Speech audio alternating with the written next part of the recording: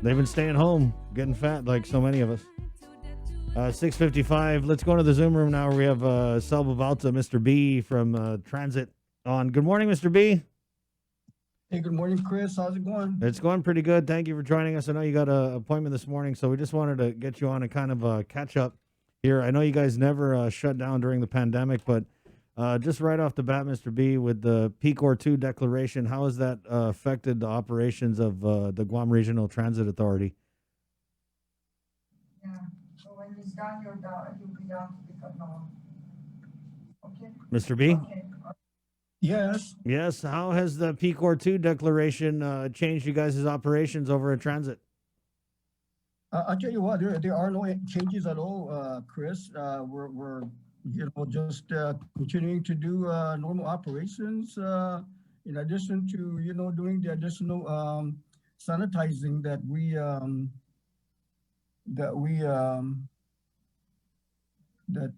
have to do to make sure that our clients and our drivers are safe as they transport people around.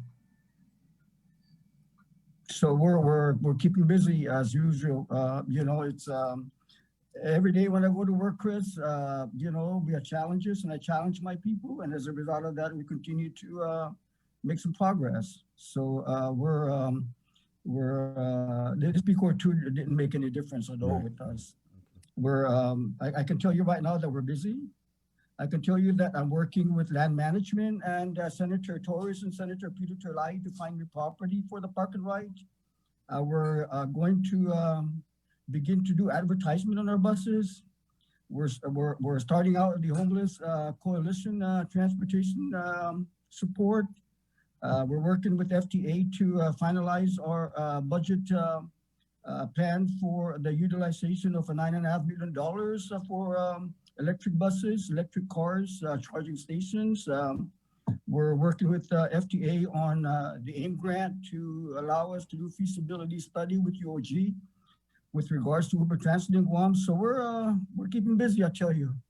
Yeah. Mr. B, can we go back on a couple of those things? So assisting the homeless, right? What does that entail for you guys? Hey, Chris, thanks for asking me, but this is the second time that I've briefed. But anyways, we are working with the Guam Homeless Coalition to provide transportation support for our homeless populations that are signed up with the Guam Homeless Coalition organizations and nonprofit groups, so that we can begin to provide transportation support and enable these people to hopefully go out and find jobs. And when they find jobs, they become self-sustaining. They contribute to our society and take them out of the streets. So that's the part that the Guam Regional Transit Authority is playing on this initiative, is to provide transportation. I got people set up, and we're going to be working with the coalition to provide us with the names of people so we can begin to work on identification cards, and then come up with a firm date where we can begin to transport these people. With PCOR 2, hopefully the economy is going to begin to pick up, and transportation is going to be a key player in this regard. Right. So, Mr. B, let me ask you, ridership now, is it at pre-pandemic levels? No, it's not. It's not, and because of the precautionary measures and the need to be safe, our ridership is down right now. So, but on the other hand, we're going to be picking up a few more people, or a lot more people. As of course PCOR 2 started already. So, yeah. What about what you had said about the electric? What was it? Electric cars? Electric cars and electric buses, Chris. Yeah, I mean, it's never been thought of in Guam, but we're bringing that legacy to the island of Guam. Guam couldn't afford to buy electric buses, so we went out and competed with over 200 transit agencies in the United States. And fortunately, we were one of the agencies that was selected, and we were awarded $9.5 million. Wow. Our original intent is to build a park and ride facility at Gedido, but unfortunately that land now is not available, you know, so it's a big challenge for me now to work with land management and the legislature to find new property. With that also, we're buying electric buses, we're buying electric cars, we're going to be buying a transportation management system, technology transportation management system. And definitely we have to build a good, charging stations. But before all of these begins, we are going to be putting out a request for proposal to come up with an electrification plan for at least the Guam Regional Transit Authority to make sure that, we know what buses to buy, we know what batteries to buy, we know how the charging stations are going to be set up. We're going to know how long those batteries are going to last in the island of Guam, being that the environment is different from back in the States. So there's a big challenge with regards to this. What's the timeline? We're focused. What's the timeline on that, Mr. B? How long before we see electric buses, transit buses on the road? I would say that because all the planning and all that we need to do, the procurement process, the construction of the charging stations, we're speculating that by 2022, 2023, we'll be able to see some electric buses on the road. And the other thing that I'm working with the Guam Regional Transit Authority Board is the fact that by 2025, we're not going to be buying any more fossil fuel buses or vans. We're going to be buying electric vehicles because, there's a lot of advantages. It's easier to maintain, it's cheaper to run, and so forth. And then, of course, our people are going to begin to realize, at least from GRTA, a cleaner environment. Yeah. Wow, that sounds pretty futuristic. So we got a call here from a writer had a question for you. So we'll go ahead and bring on Lisa. Lisa, welcome to the link. Good morning. Hi, good morning. Good morning, Sal. Good morning. Good morning. My name is Lisa, and I'm a paratransit writer. I just wanted to bring up something. I know that there's a software that you guys are using for paratransit, and you have upcoming plans as well for the paratransit, such as electric buses and so forth. But one thing that I do like to bring up, those all sound good, but I just think it's going to take a lot of time, and I don't know how much those things are going to work on Guam, because like with, from what I'm hearing, like electric buses, you can't drive as fast as, you would like to. I'm not saying you're going to speed or whatever, but my question is, those things, you have upcoming things for paratransit and all that, but I think one thing that we do need to work on with the buses is the buses don't run 7 days a week.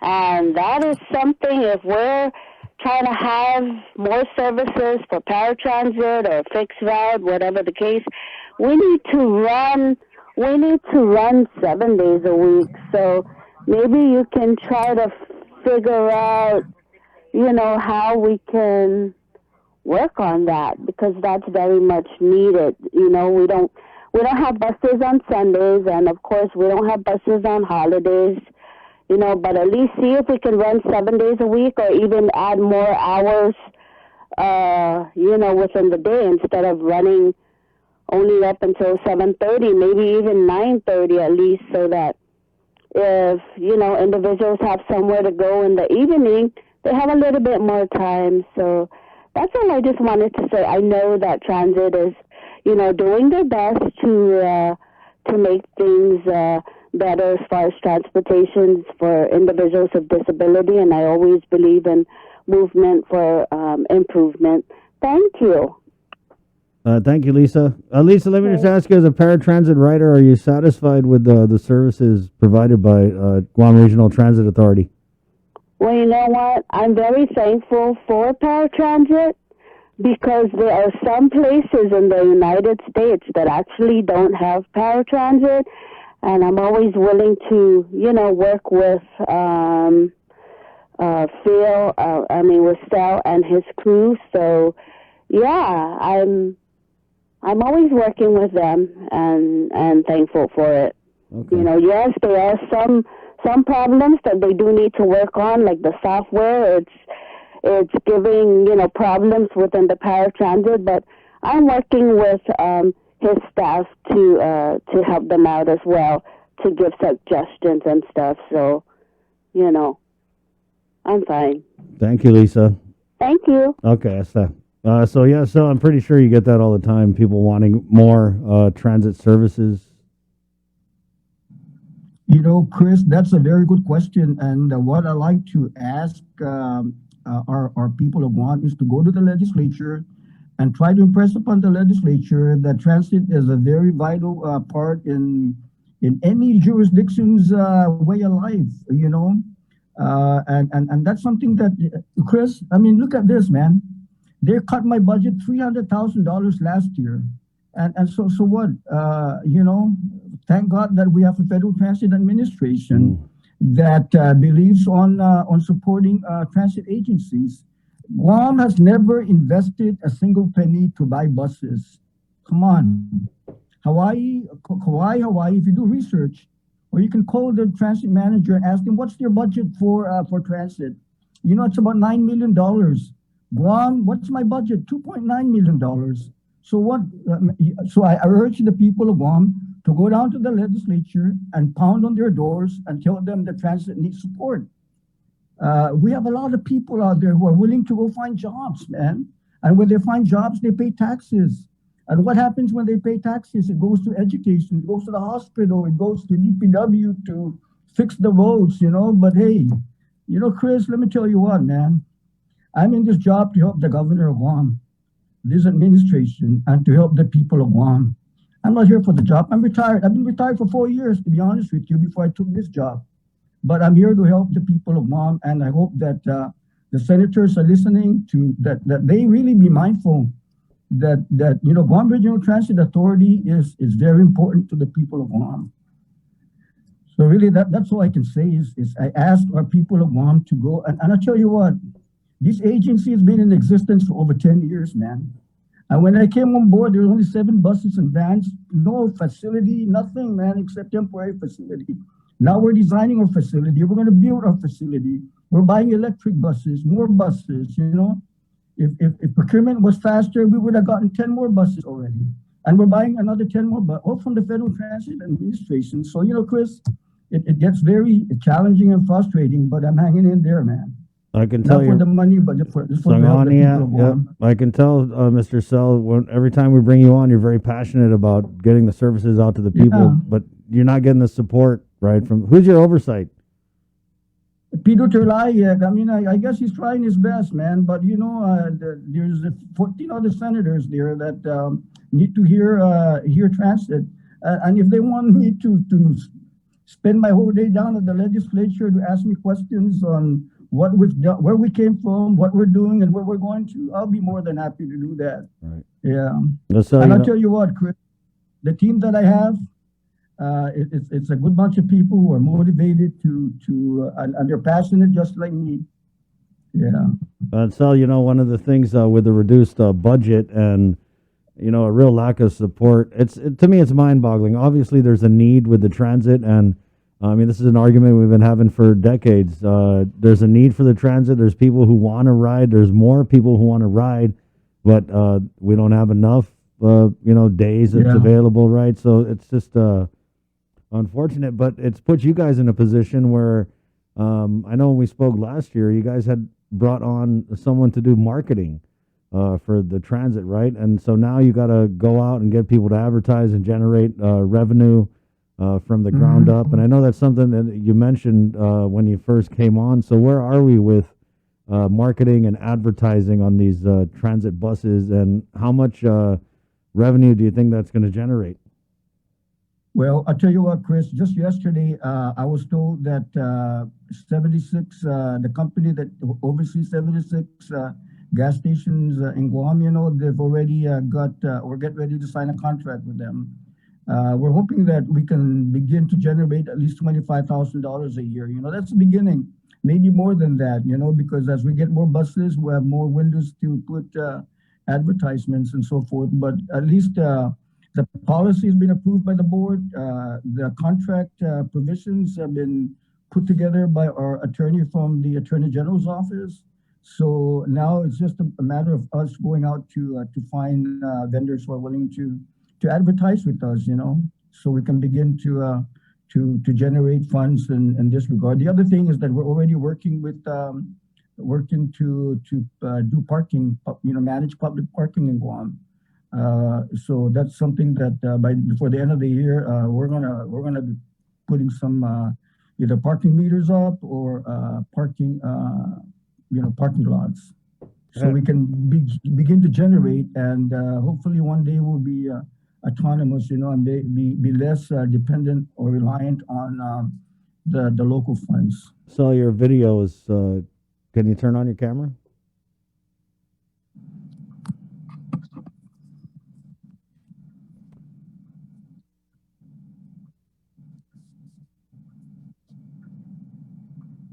Tech support. So what about working with GPA? I know you brought up these electric buses. Our buddy Sean was just chiming in here. Working with GPA on electric charging stations, that's their mandate. Have you guys, I mean, I know you said that you're kind of just getting into this electric bus thing, but is that a conversation that you're looking to have in the near future, so? Oh, yes, we've already spoken to you mean the Guam Power Authority? Yeah.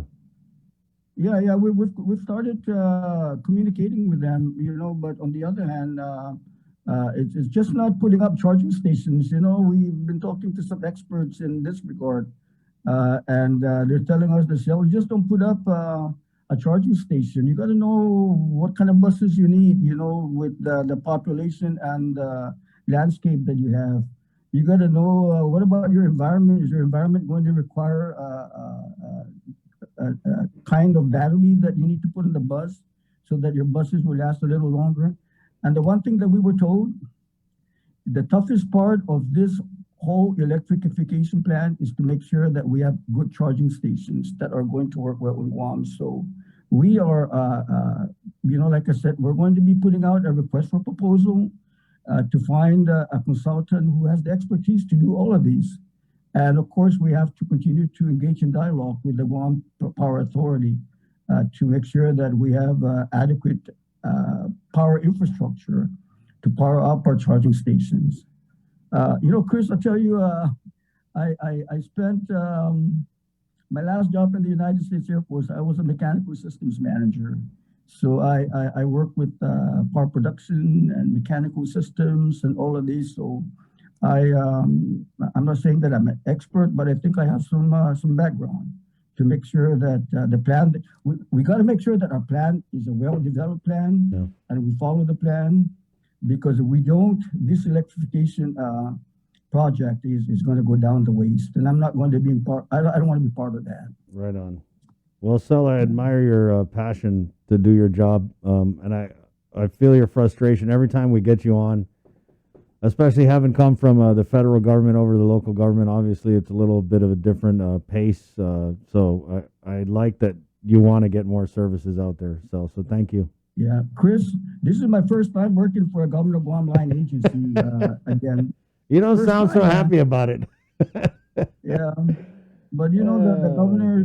Yeah, but the other thing is, my first line agency, and the other thing is, I hear Lisa's concerns, and I tell you, we need to do those kinds of things. We have people who can go out and enjoy themselves at night, and besides having to drive, they can take the bus and go home, having enjoyed the evening, but without the lack of resources, we can't do those kinds of things. And these are good quality of life stuff that our people need, man. Come on.